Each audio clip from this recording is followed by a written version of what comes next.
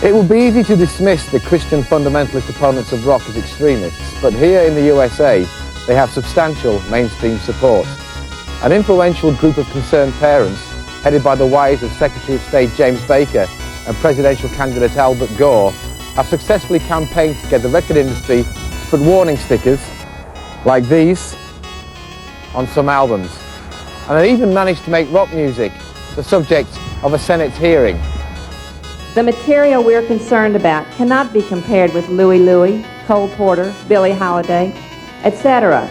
Cole Porter's The Birds Do It, The Bees Do It can hardly be compared with Wasp, I-F-U-C-K, Like a Beast. The proliferation of songs glorifying rape, sadomasochism, incest, the occult, and suicide by a growing number of bands illustrates this escalating trend that is alarming. Some have suggested... Washington wives, Susan Baker and Tipper Gore, set up the Parents Music Resource Center, or PMRC, because, they claimed, they were so shocked by the content of some pop songs.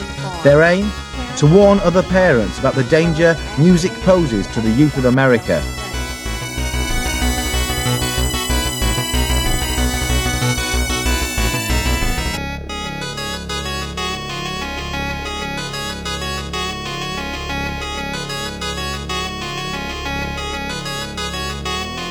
John, thank you very much. But the rock musicians themselves were under no illusions about the threat the PMRC and their warning stickers posed to music.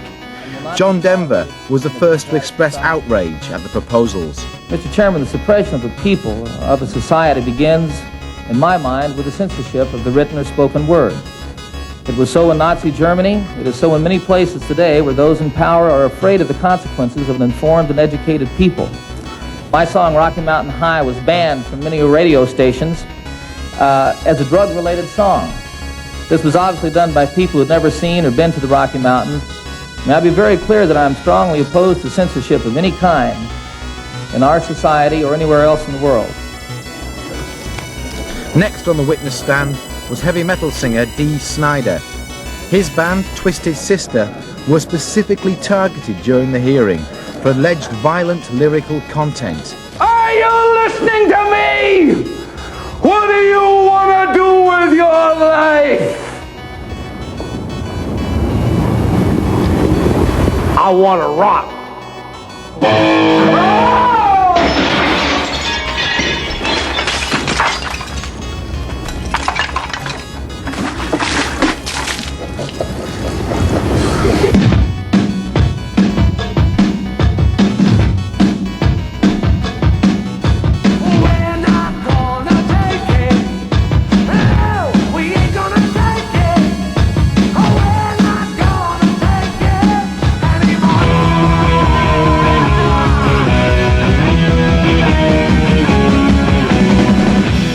I'd like to tell the committee a little bit about myself.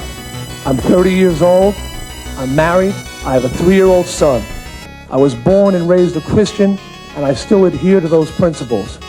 Believe it or not, I do not drink, I do not smoke, and I do not do drugs. I pride myself on writing songs that are consistent with my above-mentioned beliefs. The video for We're Not Gonna Take It was simply meant to be a cartoon with human actors playing variations on the Roadrunner Wile E. Coyote theme. It strikes me that the PMRC may have confused our video presentation for this song with the meaning of the lyrics. Parents can thank the PMRC for reminding them that there is no substitute for parental guidance, but that is where the PMRC's job ends.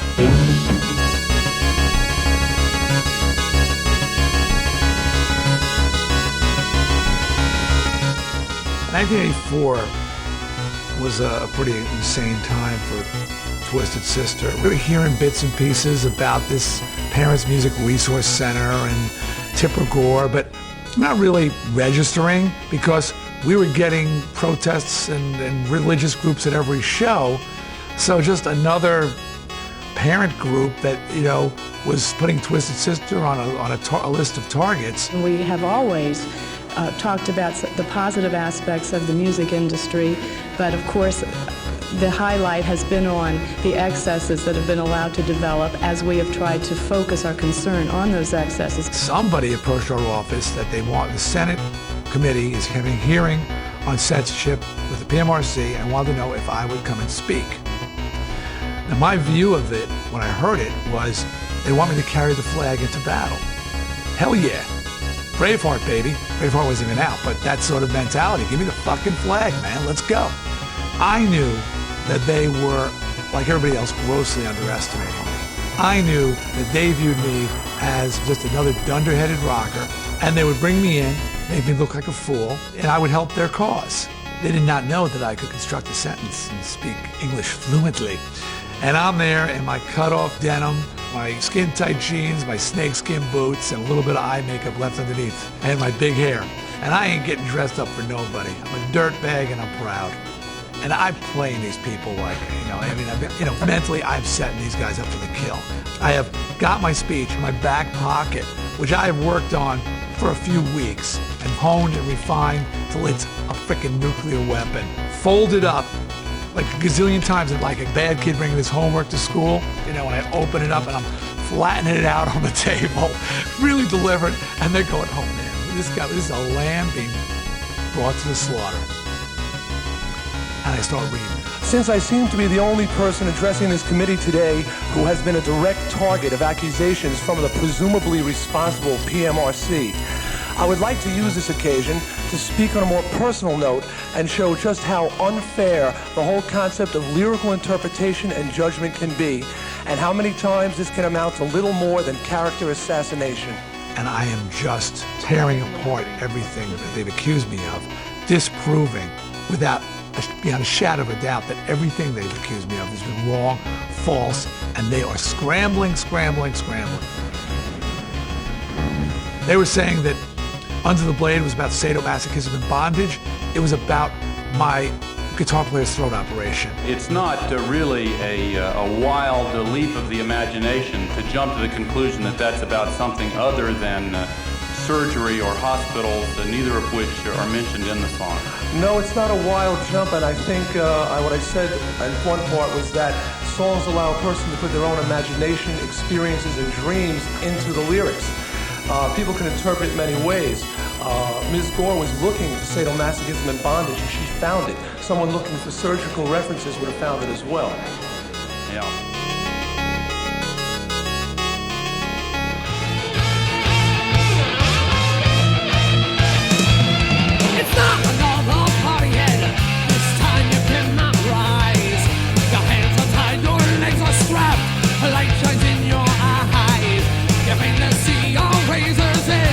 Open your mouth, right?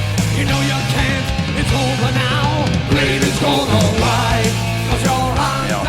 I said, I can't help it. Tipper Gore's got a dirty mind, and Al Gore just, oh my God, he really jumped over the table. They were saying, we're not gonna take it. We should be on the filthy 15 for violence, and it was no more violent than the Declaration of Independence. The PMRC rated songs according to violence, the occult, sex, drugs, and alcohol.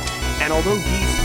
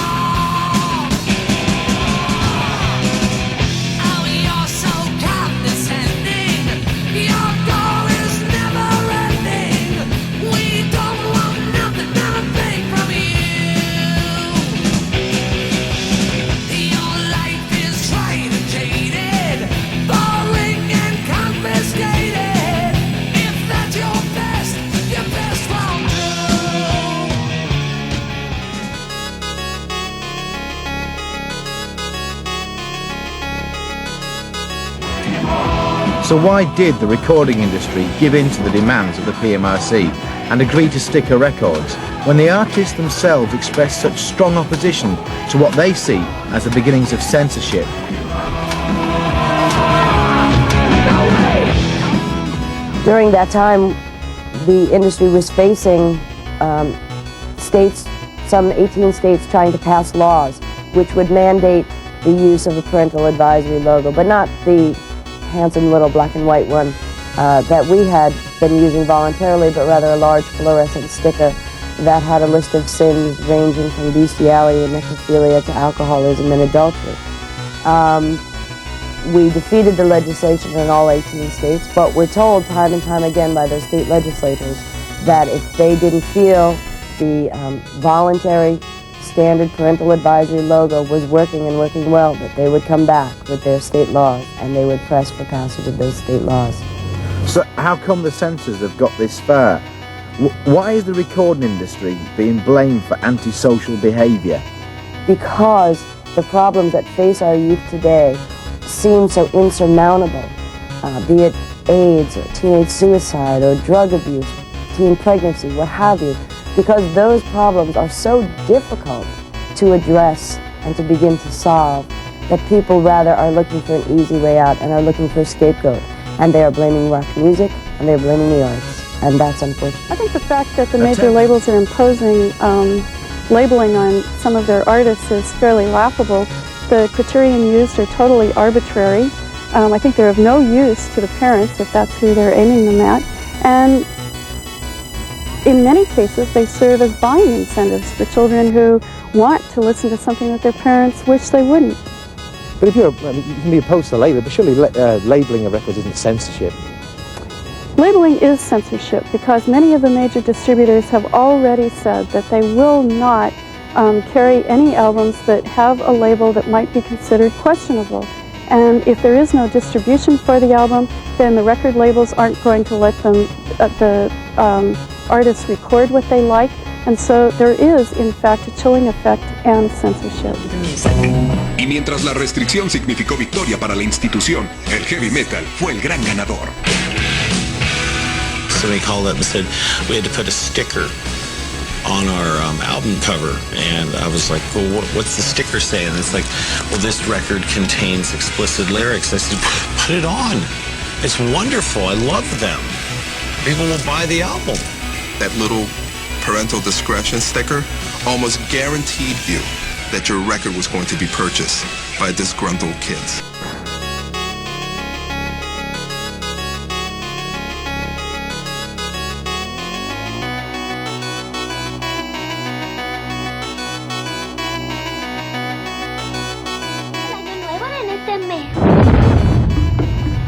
¡Sangre para Val! ¡Sangre para Val! ¡Sangre para Val!